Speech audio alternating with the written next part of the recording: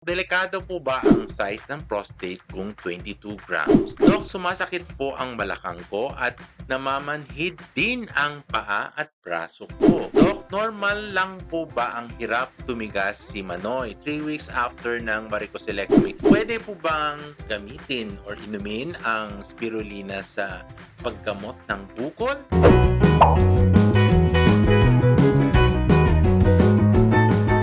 Hello mga ka-Twilight! Ako po ang inyong friendly urologist na si Dr. Joseph Lee. Siyempre, meron naman tayong mga bagong episode at ilan sa inyong mga katanungan na ipinadala sa akin ay sasagutin ko ngayon. Ngayon din, dahil dito sa aking channel. Tanong nyo, sagot ko. Mula kay Jovelyn, Doc, delikado po ba ang size ng prostate kung 22 grams? Thank you po. Normally, ang size kasi ng prostate gland natin ay around 20 to 20 grams, okay? Now, nami-measure rin ito sa simptomas na binibigay. Ano ibig ko sabihin ng simptomas?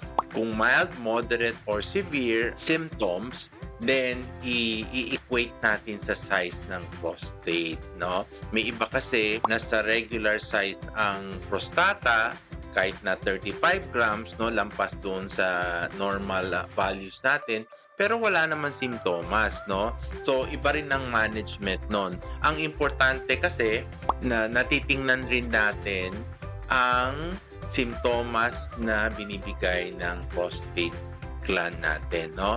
Importante ang prostate size kasi dito natin mame-measure ang management, either medical, non-invasive, or surgical, okay?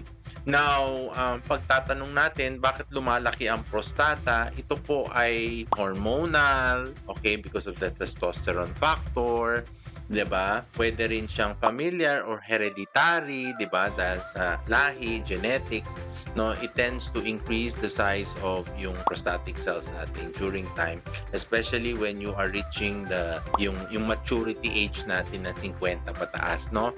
Minsan lumalaki ang ating prostata, no?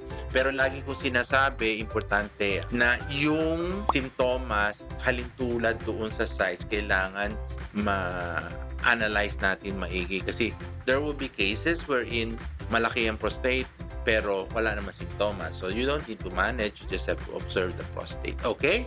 Sana maliwanagan mo sa ang aking munting explanation. Okay. Mula kay Sheena Atilano, Dok, sumasakit po ang balakang ko at namamanhid din ang paa at braso ko. Baka kailangan mo ng vitamin B12, no? Or B12 complex. Hindi po makakilos ng maayos, parang walang lakas. Ano po kaya ang sanhi nito? Okay. Yung pananakit ng balakang kasi marami kasing pwede nating isipin, no? It could be secondary to muscular or pwede rin sa bones, no? Or pwede rin yung structure na malapit doon sa balakang, which is retroperitoneal, and the nearest organ na pwede natin pag-isipin dyan or pagdudahan talaga ay ang ating kidney, no? So we have bilateral kidneys that we have to look. Now, ang pagsakit ng balakang kasi kailangan makarakterize na natin kung gaano kasakit. Is it colicky, crampy, sharp pain, stabbing wounds, so yung mga ganyan, kailangan malaman natin kasi importante yan eh. This can equate us to the organ that is in the region ng balakang natin, no? Then, pag meron ng halong associated radiation, like masakit ang balakang tapos bumababa or namamanhid rin yung paa natin o yung other structure, then we have to look into the aspect na ito ba ay solely sa muscular or baka urogenital or baka sa skeletal, yung sabihin yung bones natin, no? Baka sa yung kasi because of the spine that can cause also problem, no? Then, isa-isa natin silang suriin by doing laboratory and diagnostic modalities like X-ray, CT scan, or even as far as MRI for muscular and bones para ma-check natin kung anong karamdaman. Kasi pag pag-usapan natin lahat yan, marami siya eh. When we talk about the diseases, marami. We will go on and on, no? Pero kailangan importante kasi is ma-define natin kung ano siya, i-localize natin yung pain, tapos magawa tayo ng mga basic laboratories para malaman natin kung anong gagawin. Now, with regards to symptoms, if it's pain, so initially, pwede naman tayo magbigay ng mga NSAIDs or mga painkillers, no? Very, very light, no, doses of it. Habang nagda-diagnostic tayo o naggagawa tayo ng mga laboratory exam para sa ating pasyente. Okay? Mula kay Ruben Lalakikan. Doc, normal lang po ba ang hirap tumigas si Manoy 3 weeks after ng varicocelectomy? Now, varicocelectomy is a different aspect in itself, no? I think this is part of yung fertility workup ng isang kalalakihan, no? So, because of the defect in the valves of the testicular complex vessels, no? So, you need to correct it by doing varicocelectomy. Now, kung yung pag-uusapan naman yung nabanggit mo kanina, kung may kinalaman ito sa erection for the last 3 weeks, no? Kailangan i-check natin because I think this could be an isolated problem. Ayaw rin naman natin sabihin baka meron vessels na nadali, no? Ibig sabihin nadali, hindi naman sinasadya, iatrogenically baka nakasama doon sa ligation. That could be a possibility, but that's never could happen, no? But hindi natin rin alam, no? But iatrogenic things can happen even in the most careful surgeon, no? So yun lang ang maiisip ko dun sa tanong mo, no? But of course, kailangan natin check-in pa rin yan, do a lot of tests, mga Doppler tests, diba? Mga blood exam, mga ultrasound para makita natin kung talagang may connection yung erection problems with your post-varicocelectomy. Okay? Normal side effect ng procedure na varicocelectomy, usually kasi pain, hematoma, ganun lang naman. Basically, pag maayos na, it's very straightforward na procedure. Pag naayos naman ang pagkagawa, wala naman tayo problema.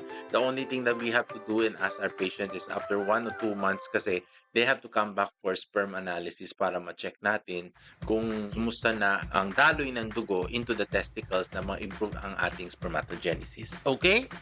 Okay. Mula kay Jeneline Galanaka, pwede po bang gamitin or inumin ang spirulina sa paggamot ng bukol? Ang tanong natin, saan ba ang bukol? Maraming bukol naman. It could be bukol sa neck, bukol sa other organ system, no? Siguro ang importante natin i-check. But so far kasi ang nakatulong na maayos ang spirulina as a immune booster is yung mga some goiter problems na at least, di ba, na na-regulate yung mga thyroid hormones, yung mga renal cysts natin na maliliit na resolve some of them, di ba, yung PCOS, hormonal problem, mga bukol. Now, yung bukol na malalaki at matitigas, I think you have to have undergone basic diagnostic, ma-ultrasound ka, mga ganun. Kasi hindi rin natin masasabi, no?